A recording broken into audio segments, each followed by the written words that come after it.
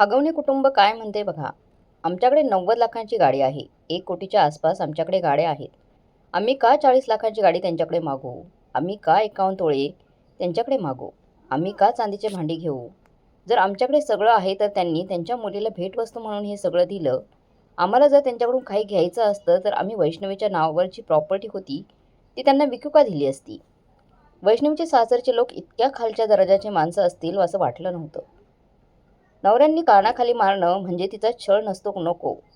नको त्या व्यक्तीसोबत तिचे मेसेजेस सापडले आणि मोबाईलमधले हे मेसेजेस वैष्णवी आणि शशांक हगवणे मधील भांडणाचं कारण होतं. आपली बायको दुसऱ्या व्यक्तीसोबत बोलत आहे ही गोष्ट आम्ही तिच्या माहेरी म्हणजेच तिच्या वडिलांना कसपट्यांना सुद्धा सांगितली. माहेरच्या लोकांनी त्यावेळी तिचा फोन देखील जप्त केला.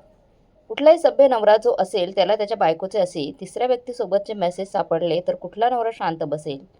तो चिडणारच, रागाने एखादी कानाखाली मारणारच.